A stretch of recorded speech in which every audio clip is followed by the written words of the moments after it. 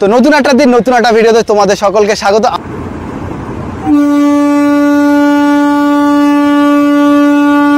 Food blogging channel তোমরা সবাই জানো, ঠিক আছে। ফুড ব্লগিংয়ে ভিডিও করি, তো এখন এই প্যান্ডেলে ভিডিও করতে আসলাম কারণ তোমরা ফুড ব্লগিং দেখে ক্লান্ত বোরিং হয়ে গেছে, তাই নতুন একটা কনসেপ্ট, নতুন একটা ভিডিও। কল্যাণী ITI মোড়ে আমি চলে এসেছি। কতটা কি কাজের প্রস্তুতি সেটাই তোমাদের সাথে শেয়ার করব। নর্মাল ফুটেজ তো থাকছে, তার সাথে কিন্তু থাকছে ড্রোন ফুটেজ। কি কেমন লাগছে অবশ্যই তোমরা কমেন্ট করে জানাবে, ঠিক আছে। ভালো লাগলে ভিডিওটা লাইক করো, কমেন্ট করো, শেয়ার করো। আর চ্যানেলে নতুন দেখে চ্যানেলটা সাবস্ক্রাইব করে দিয়ে পাশে থাকা বেল আইকনটা প্রেস করে অল করে দিও, যাতে নেক্সট ভিডিওর নোটিফিকেশন সর্বপ্রথম তোমার কাছে পৌঁছায়। কলকাতার বাইরে কিন্তু আনাচে কানাচে অনেক বড় বড় পুজো হয়। হ্যাঁ, 2022, 2023 আর 2024 কল্যাণী ITI মোড়ে এত সারা ফেলেছে বন্ধুরা, কী বলবো। তোমরা তো দেখেছো এত ক্লাউড। আর এই বছরে কি প্যান্ডেল হতে চলেছে তোমরা কি জানো? অবশ্যই অনেকে জানো আর অনেকে জানো না, তাও তোমাদের একবার বলে দিই। এটা হচ্ছে ব্যাংককের অরুণ মন্দিরের আদলে মণ্ডপসজ্জা। এবছর কিন্তু সামুদ্রিক ঝিনুক দিয়ে প্যান্ডেলটাকে সাজানো হবে।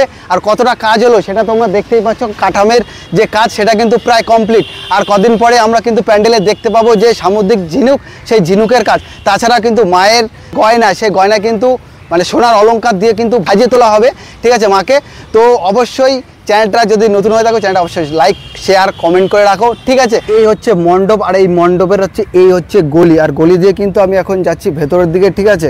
ভেতরে কিন্তু অনেকটাই কাজ হয়ে গেছে। আর এই সামনে একটা বাঁশের ব্যারিকেড, কারণ ভেতরে কাজ হচ্ছে, এই জন্য এই পর্যন্তই এখন আপাতত এন্ট্রি করা যাচ্ছে। এখানে কিন্তু থাকবে মূল প্রতিমা। তাছাড়া কিন্তু এদিকে পাচ্ছ মণ্ডপের ভেতরে কাজ কিন্তু অনেকটাই কিন্তু এগিয়ে গেছে, সব প্লাই দিয়ে কাজ হচ্ছে। এই দেখো, এখন এই হচ্ছে পাটাতন, যেখানে সবাই দর্শনার্থী এসে ভাড়া দেবে, সেই পাটাতন। আর এই সাইড দিয়ে, বা সাইড দিয়ে কি ডান সাইড দিয়ে, দুই সাইডেই কিন্তু এক্সিট গেট থাকবে দুপাশ দিয়ে, ঠিক আছে। এই দেখো ফুল দেখালাম, এই হচ্ছে মূল মণ্ডপ।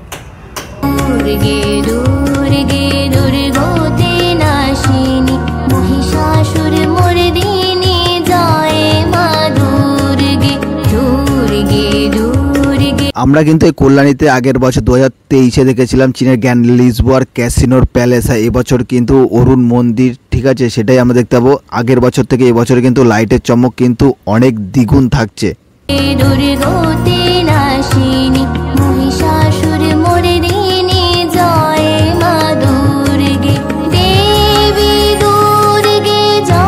এই অরুণ মন্দিরটা কিন্তু থাইল্যান্ডের ব্যাংককের ইয়ান প্রদেশে অবস্থিত।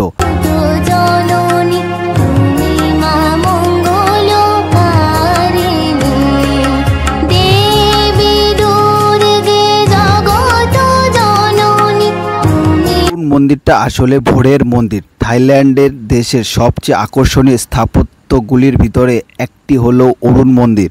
এই বিখ্যাত মন্দিরটি চাও ফ্রায়ার নামক নদীর পশ্চিম তীরে অবস্থিত। এই মন্দিরটি বৌদ্ধ সম্প্রদায় মানুষের মন্দির।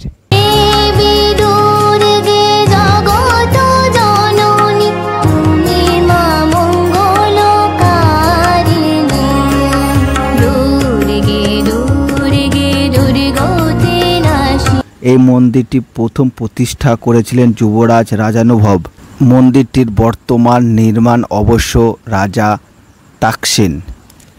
এই মন্দিরটি থাইল্যান্ডে খোলার সময় সকাল 8টা থেকে বিকেল 5:30 পর্যন্ত। প্রবেশ ফ্রি, প্রতিজন 100 ভাট।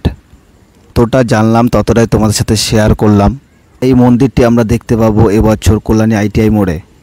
তো বন্ধু, তোমরা কি করে আসবে এই প্যান্ডেলটা দেখতে তোমাদের একটু বলে দিই, ঠিক আছে। তোমাদের কিন্তু শিয়ালদা থেকে ধরতে হবে রানাঘাট, শান্তিপুর, গেদে, তোমার হচ্ছে ওইদিকে লালগোলা, যে কোনো ট্রেন ধরলেই তোমাদের নামতে হবে কল্যাণী, ঠিক আছে। কল্যাণী স্টেশনে নেমে তোমরা টোটোতে আসতে পারো। 15 থেকে 20 টাকা করে ভাড়া নেবে, ঠিক আছে, মানে পার হেড।